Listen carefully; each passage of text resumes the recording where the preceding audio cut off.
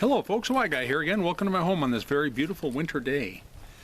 The name of this video is called The Why Guy Introduces a Dragon and a Roaring Lion. Now I combined the two together because the video would only been maybe a minute long for the description of the dragon. And maybe you'll understand why after I explain.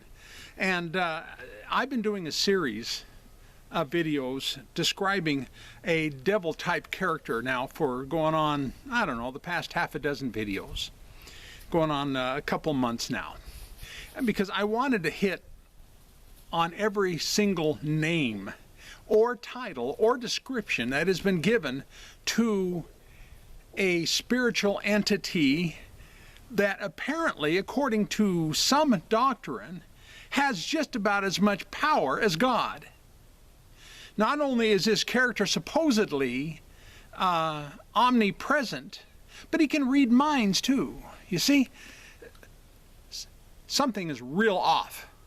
And that's what I've been trying to prove with these videos, of how every name or description or title except for the word devil, which is an insertion, and I'm going to prove it, insertion by the ancient Latin Church, not a translation, but an insertion. Every other description and name is referring to people. Every case, in every context, when you read it in the Greek. But you would never know that if you read it from your Latin-based Bibles. You would never know that. You just go along with the flow and just keep drinking the Kool-Aid. And that's what I'm trying to just point out some things. And I'm not a know-it-all on this stuff. No, I'm just sharing what I've discovered. If I am wrong, God is going to correct me, and I welcome that correction. Okay? Anyway, the name of this video, The Why Guy Introduces a Dragon and a Roaring Lion. The word, a roaring lion, not lying, the word dragon is mentioned 13 times that I discovered. Anyway, I looked in various translations, and I tried to add them all up. But the one thing that I noticed, that in every case, at least from my research, it's only mentioned in the book of Revelation. And that should say something. You know, if the dragon was real and represented this adversary of God, do you think maybe it would have been mentioned a few thousand years before? You've got to question these things. You've got to use some, okay? Anyway, just for your reference, in case you want to look into it yourself, I want to supply addresses real quick. Revelations chapter 12, verses 3, 4, 7, 9, 13, 16, 17. Then Revelations 13, verses 1, 2, 4, and 11. And then Revelation 16, verse 13, and Revelations 20, verse 2. Those are all the ones that I investigated. I read every single one of them in the Greek as well as the Latin, and in all different versions. And you know what? In every case, every time that dragon is mentioned, it was hyperbole, folks. Hyperbole. It was an exaggeration. It was the way that people wrote at that time, giving a name. I mean, we watched movies, you know, where various tribes of various folks would tell you to follow your, and I'm not putting Indians down who believe, you know, in a animal spirit as their lead and their guide and what have you. I'm not putting people down at all by that. But I'm saying that we have used hyperbole and metaphors to describe other things ever since man has existed. So people are going to assume, yeah, this is a metaphor, but are any of these dragons that are mentioned in these verses, are they symbolic for a single entity? You can choose to believe that if you want. All right? Or can it possibly, and here's just another possibility for you to think about, can it possibly represent the power of the human spirit? Think about that just for a second. As in, our own willpower, our own stubbornness, ego, and pride. I don't know about you folks, but that's adversarial. It's a dragon to me at times. Okay? You know, all of the attributes mentioned in the Revelation passages it exposes some kind of deception in context, some kind of deception, and this deception is aggressively against the will of God in every one of these contexts, in every one of these verses in Revelation. Okay? So you're going to have to decide which option makes more sense. A dragon, okay, that makes us do all the bad things that we do, or we all inherited some kind of extraordinary power and ability to deceive, okay, from Adam, due to him eating from the tree of knowledge of good and evil. Which one of those, bing, rings a bell? Okay? Which one are we dealing with constantly? What we inherited from Adam, or some dragon, which represents an evil entity? I'm not going to go any further than that on that, because I'm going to move on to roaring lion. I just wanted to hit on the dragon because a couple of reasons why I don't find it legit is, first off, the book of Revelations is highly metaphoric and uses hyperbole. The whole book does, okay? And the fact that things are not mentioned or brought up anywhere else within Scripture that uses the same hyperbole. You've got to question these things and just wonder about the legitimacy of some verses and some books, frankly. All right, let's not go there. I don't mean to. Anyway, I don't want to go any further than that. Roaring lion. Let's look at this one, because this one is really important. Okay, the context of 1 Peter, where it's mentioned, roaring lion is mentioned, 1 Peter 5, the whole chapter, it's about humility. It is. That's why it states in verse 8, even in most Latin-based Bibles, be of sober spirit. And by the way, that word spirit in the Greek means attitude. It's not something unseen, invisible.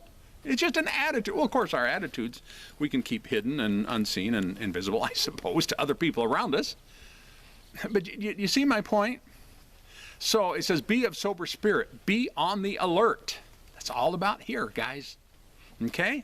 Your adversary. Notice how they use the word adversary in the Latin-based Bible? And that's highly unusual, and I'll explain why.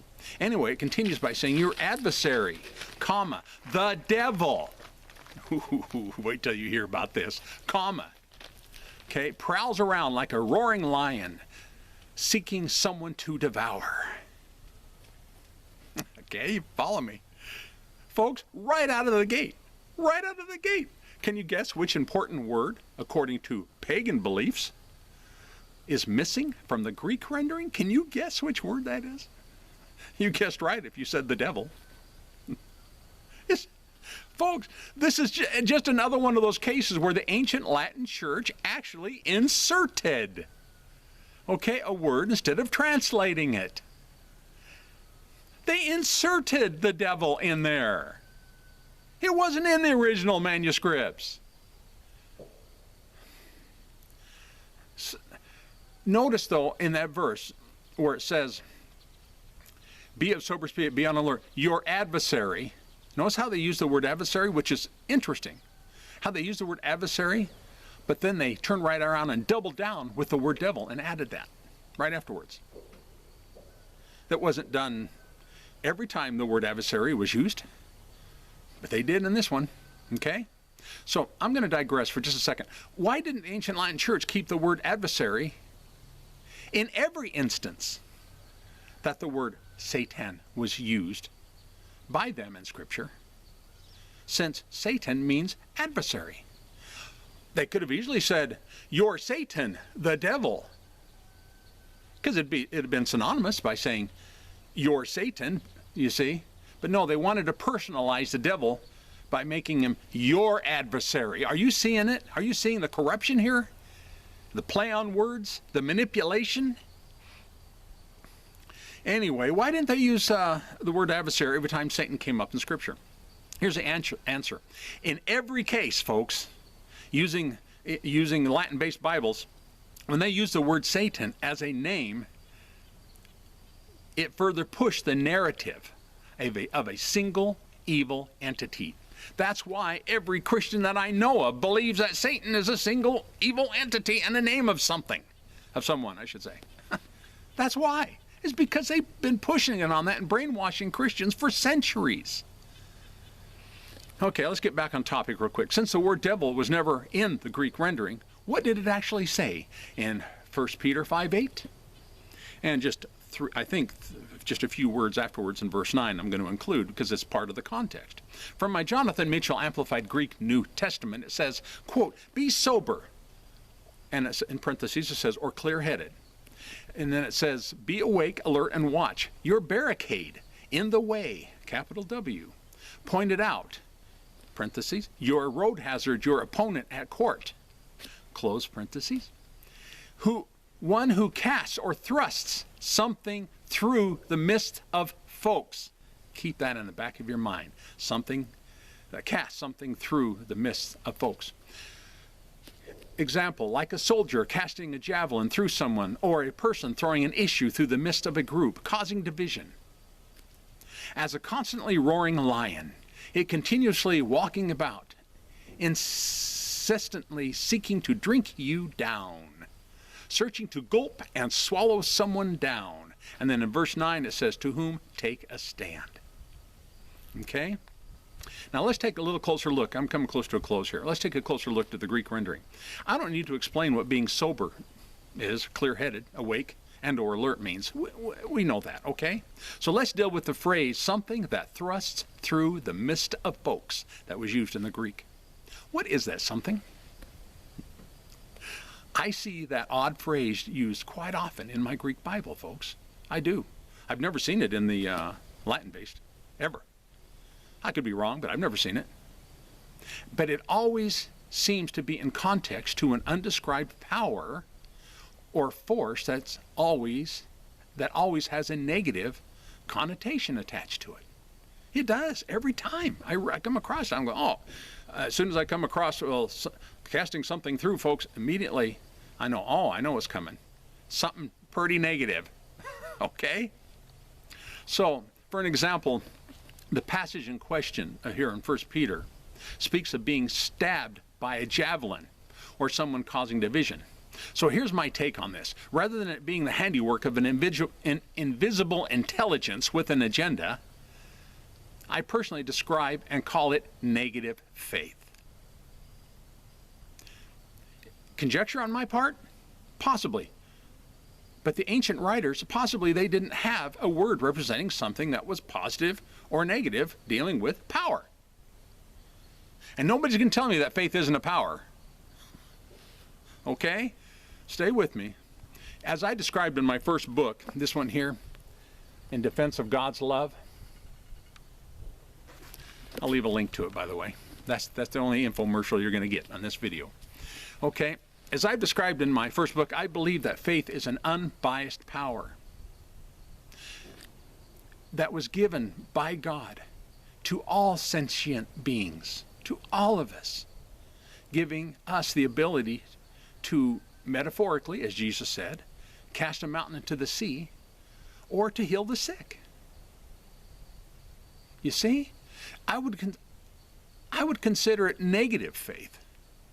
Okay, if I happen to live on that mountain that Jesus metaphorically was using, and that was cast into the sea, and I happen to be living on that, wouldn't you consider that negative faith? I know I'm just simply, there's so many other instances or so many different examples I could use, but I'm just using that one because we're familiar with it, all right? Not trying to be silly. Likewise, though, I would consider it positive or a positive power of faith to heal someone of sickness. Yet, faith would be the power for both of those instances. And many other examples I could give, okay? So in closing, it should be obvious that a roaring lion is a metaphor for something loud and obnoxious, similar to how negative people behave. We have a friend like that. We do. And actually, I've probably been viewed like that too from time to time. But we have a friend like that, and it only takes a short time in their company before we start feeling drained of our energy. Sound familiar? I'm sure some will relate with that. This is why the passage in the Greek describes the outcome as being swallowed up and being pulled down. people's negative attitude, folks, it has power. It does. And that is all that that verse is talking about. All right, let's bring things back down to earth a little bit, folks, and then read it in context, and the fact that the context is talking about behavior. So anyway, and the word spirit is obviously translated as attitude. So you combine all of that, you can see where I'm coming from. Anyway, consider looking me up on Facebook under a group called the White Guy Group. I made it into a public group, but you can't join, can't comment, unless you answer 3 questions, and they're not personal questions, okay? I think one of them is, I don't remember, doggone it. Anyway, look me up on, also on Facebook under an avatar name, which is public, and you can comment anytime you want, under the fake avatar name of John Anthony Jones. Consider subscribing to this channel if you haven't already, and give me a thumbs up, thumbs down, however your little heart tells you what to do. All right, and I'm going to leave 5 links now instead of 4. I'm going to leave 1 link to my new website that I have called thatwhyguy.com, and I'm going to leave a link to Patreon for those who want to support this channel financially, as well as coffee. If you feel like that you got anything out of this, buy me a cup of coffee. Okay, you follow me? Anyway, those 2 links. And then 3 links to my 3 books that I've got published, and they're on Amazon. So, thank you, folks, and Happy New Year. It's still January, and I still want you all to have a Happy New Year and be safe and be wise. I never tell people, be careful. No, be carefree, but be wise. Okay? Thank you for viewing.